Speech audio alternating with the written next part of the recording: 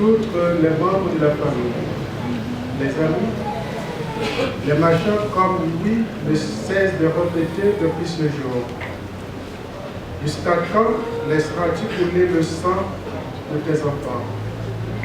Jusqu'à quand devrons-nous pleurer de mort de victimes innocentes qui ont pour le seul tort de vaquer à les activités quotidiennes? Jusqu'à quand ces larmes, ces tristesses et ces constellations générales? Cette constellation générale, Jean-Joseph, notre frère bien-aimé, père de 9 enfants, est fauché à l'âge de 66 ans par une mère assassine. Ce qui laisse la famille, ses enfants choyés et ses amis dans l'épouvante, le désespoir et l'amertume dans notre cœur. Qui l'aurait imaginé? Notre vie est si fragile, précaire et vulnérable. Notre père, notre papa, fut un rude travailleur, discipliné et appliqué, ayant le sens de responsabilité et de l'engagement, attaché à l'Église, à sa famille et ses enfants, mari attentionné et affectueux. Il ne vivait que pour les autres.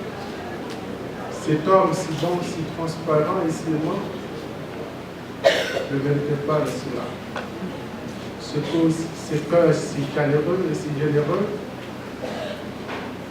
qui ne fut que famille, travail, amour, méritait un peu de respect et de dignité pour la tuer pour rien. Les assassins, ce n'est pas juste. Au nom d'une certaine justice, vous commettez la plus grande injustice. Au-delà de toutes les douleurs qui nous traversent, la famille Jean Léger, nous croyons à cette parole prononcée par Jésus-Christ. Je suis la résurrection et la vie. Celui qui croit en moi vivra, même s'il meurt. Et quiconque vit et croit en moi ne mourra jamais. Mon papa, le papa.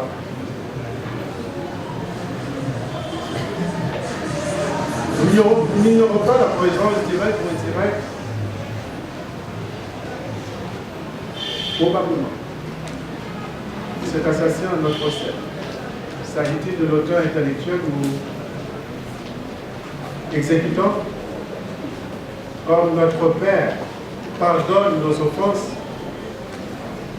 la famille aussi les pardonne. Notre offense, papa, c'est que nous savons que tu es un serviteur de Dieu. Si cela arrive, Dieu l'accepte. Paix à ton âme. Nous, les frères et sœurs, nous continuons ton travail et nous restons soudés pour achever ton rêve pour tes enfants. Bonne chance dans notre rêve, papa.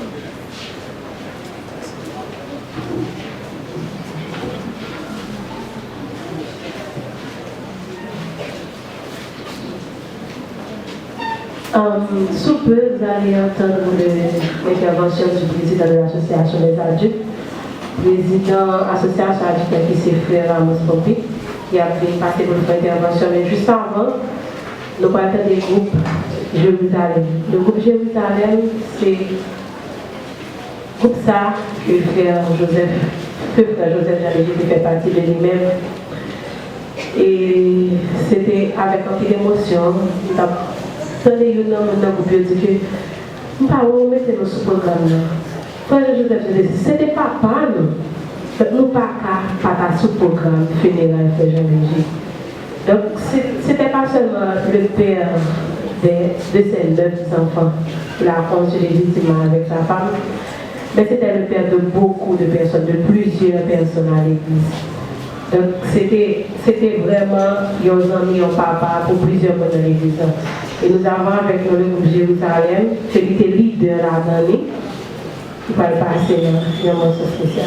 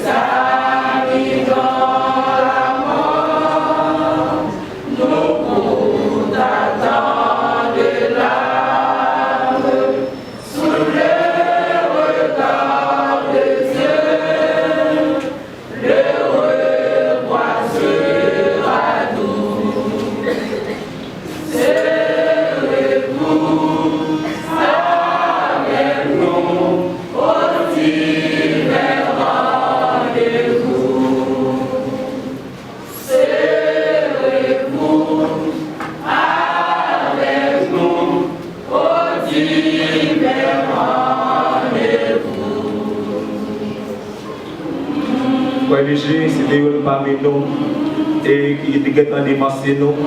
Et comme la Bible dit, la mort c'est un gain pour les gens qui sont en Jésus-Christ. Et nous écoutons ça pour nous dire. Et nous même groupe Jérusalem. Et nous ne pouvons jamais oublier au frère de Jésus. Même là, on sépare nous des corps, mais en esprit, on est toujours là parmi nous. C'est un leader qui était très actif. C'est un leader qui était très courageux, qui était très solidaire. Parmi nous, vous devez toujours encourager nous. Et ça qu'on déconne faire, nous ne pouvons pas avoir un leader en cours.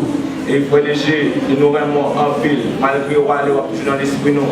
Même les paroles de Dieu disent, l'Éternel a donné et l'Éternel a ôté, que le nom de l'Éternel soit béni.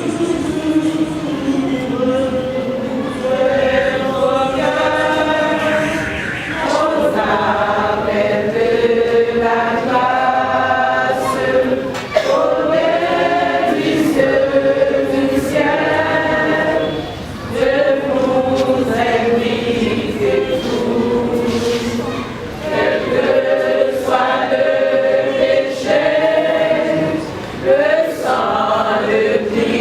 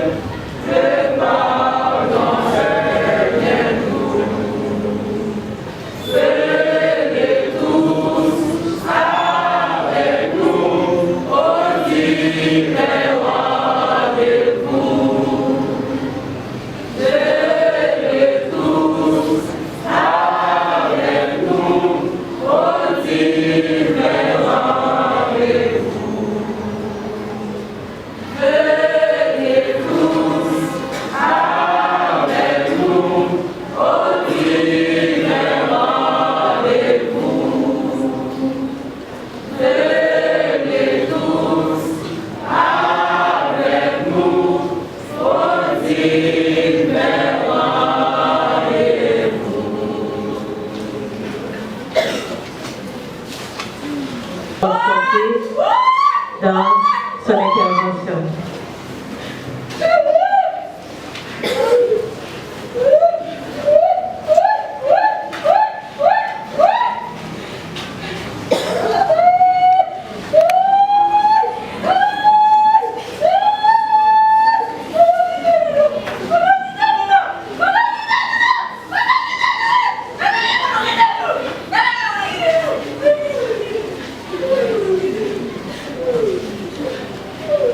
Le doute fait de nous des éternels insatisfaits.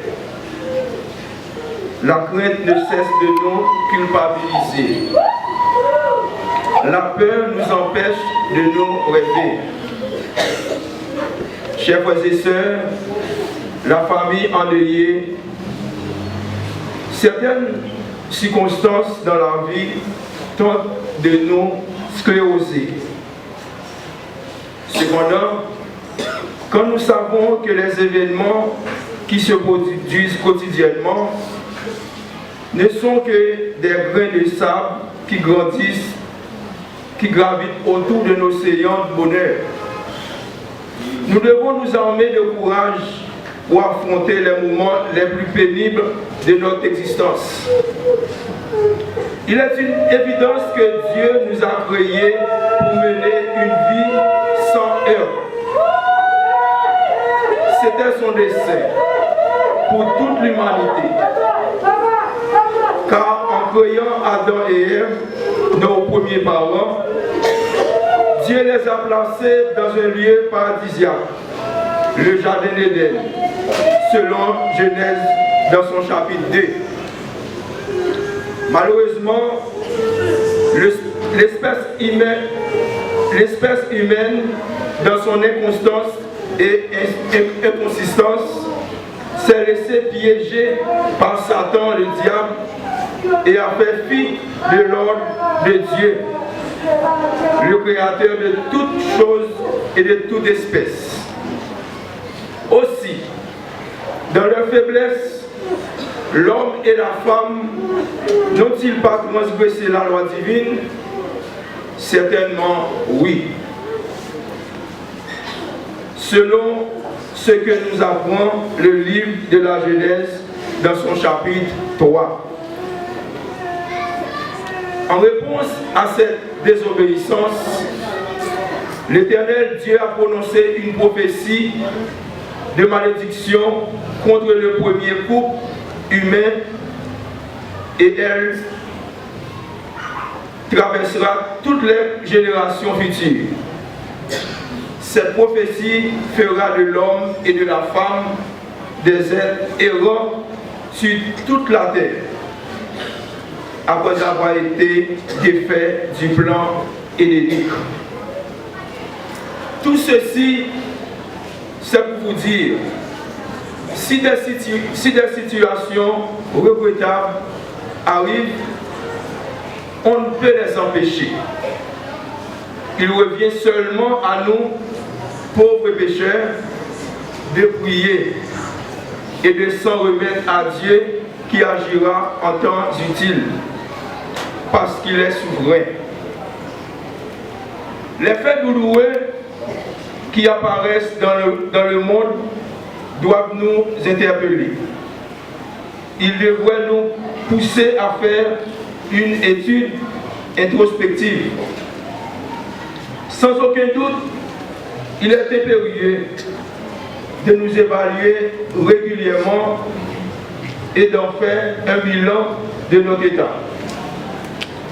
Puisque d'un côté, la mort qui n'était pas dans le plan initial de Dieu est venue dans le monde à cause de la déchéance de nos premiers parents, de nos premières souches, et de l'autre côté, un ensemble de phénomènes s'intensifie à cause de nos manquements personnels. Nous devons comprendre, frères et sœurs, la famille éprouvée. Une chose, la mort est le prix à payer pour nos mauvais agissements. Mais fort heureusement, elle n'est pas la fin.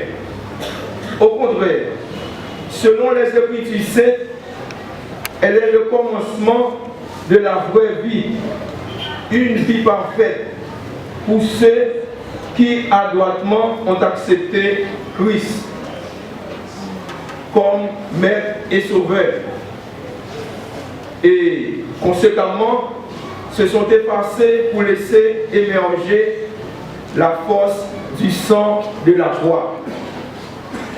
Aujourd'hui, nous espérons que c'est le cas pour notre frère Jean-Joseph Léger, nous précédents, dans le voyage vers l'au-delà.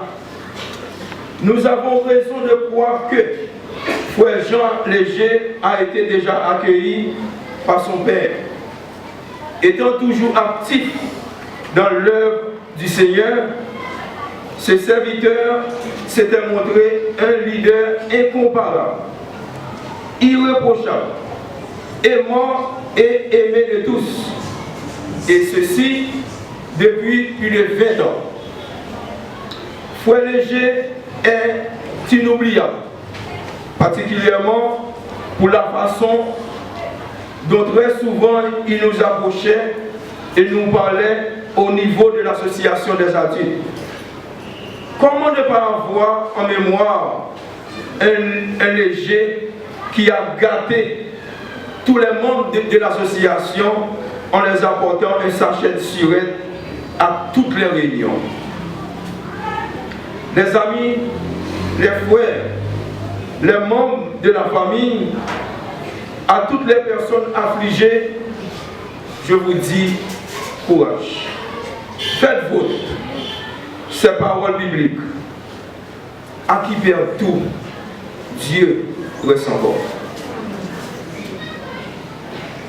Le groupe La Chorale, Chandelier d'Or, dans 2 morceaux spéciaux. Chandelier d'Or, c'est chorale qui en pile mon association en Ardanie et c'est chorale que Madame Frère Léger fait partie de lui-même. Donc, nous pouvons comprendre. Ah bon, Frère Léger était dans le chorale là, tout. Vous avez laissé renseigner moi, Frère Léger, fait partie de chorale là. Et effectivement, je pense que je me connais avec l'uniforme association, avec l'uniforme Chandelier d'Or.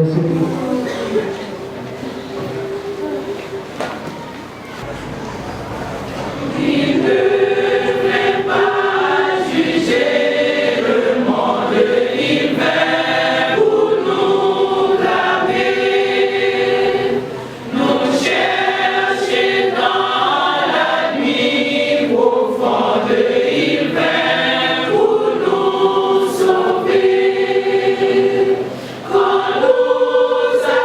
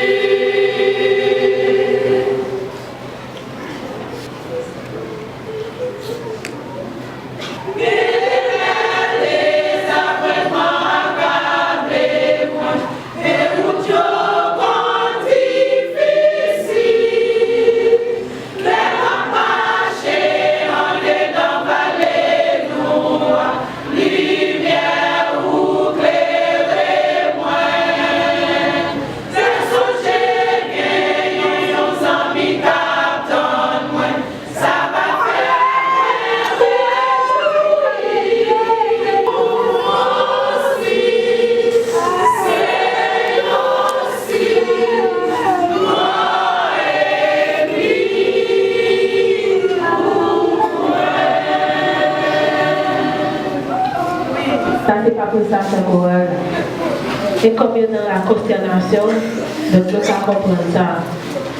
Nous pourrons aller passer pasteur dans le propos de serment de circonstances.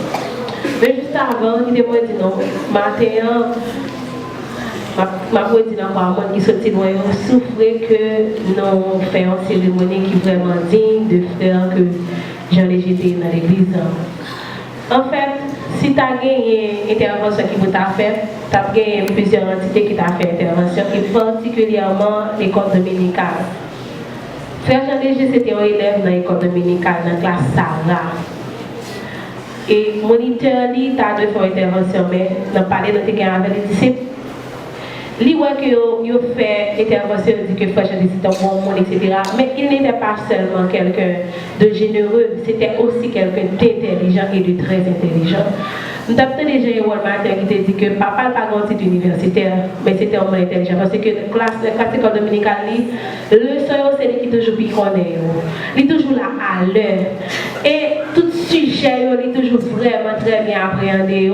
Il est toujours lui-même qui toujours plus prend la parole dans le soir. Et des fois, mon éternel même dit comme si il voulait faire participer pour que l'autre élève participe. Parce que c'est lui qui est toujours plus prêt pour participer, plus prêt pour répondre aux questions. Il est toujours conversé avant tout le monde. Il est toujours continué avant tout le monde. Donc, ce n'est pas seulement un monde qui est généreux, mais c'était quelqu'un vraiment intelligent. Et je me dis, non, chaque monde a dit qu'on parle de Frère Léger, parce qu'il était manqué tout le monde dans l'église Frères Unis. Avec vous, le pasteur, mon fils, dans les serments de circonstances.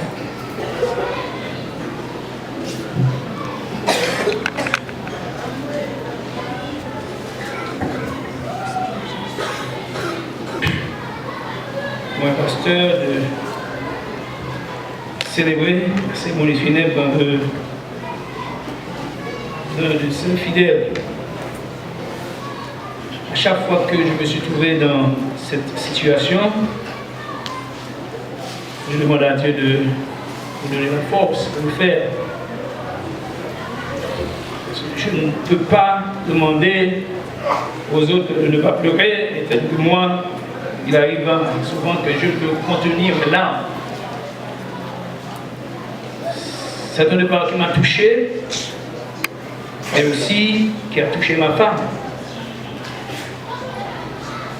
Je ne peux m'empêcher de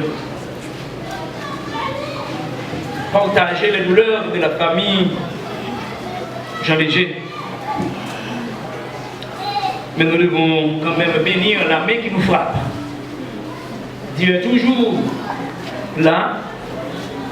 Il nous a promis d'être avec nous tous les jours jusqu'à la fin du mois. Donc nous devons constamment nous rassurer que Dieu est toujours là, il est au contrôle de tout.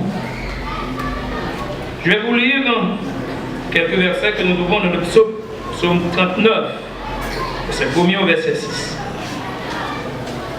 Psaume 39, verset 1er au verset 6. Pour parler un peu de la vie temporaire de l'homme sur la terre. Je disais, je veillerai sur ma voix de peur de pécher par ma langue. Je mettrai un frein à ma bouche tant que le méchant sera devant moi. Je suis resté muet dans le silence. Je me suis tu, quoique malheureux. Et la douleur n'était pas moins vivante. Mon cœur brûlait au-dedans de moi, un feu intérieur comme me consumait. Et la parole est venue sur ma langue. Éternel, dis-moi quel est le terme de ma vie, quelle est la mesure de mes jours, que je sache combien je suis fragile. Voici, tu as donné à mes jours la largeur de la main, et ma vie est comme un rien devant toi. Oui, tout homme debout n'est qu'un souffle. Parole du Seigneur. La vie sur la terre est une étape temporaire. La vie sur la terre est une étape temporaire. La Bible contient de nombreuses images qui nous enseignent le caractère court et temporaire de la vie sur la terre. La vie sur la terre est courte et passagère. La Bible l'a décrite comme une buée, une vapeur, une course rapide, un souffle, une nuée. Nos jours sur la terre ne sont qu'une ombre. Selon Job 8, le verset 9. Esaïe le prophète a fait allusion de l'herbe pour parler des jours de la vie de l'homme sur la terre. Il dit, et je cite, « Toute chair est comme l'herbe, et tout son éclat comme la fleur des champs. L'herbe sèche et la fleur tombe. » Esaïe 40, le verset 6. Moïse, lui aussi, de sa prière à l'Éternel, psaume 90, disait que nos années s'épanouissent comme un son. Un son, c'est quelque chose qui a une courte durée. David, le roi,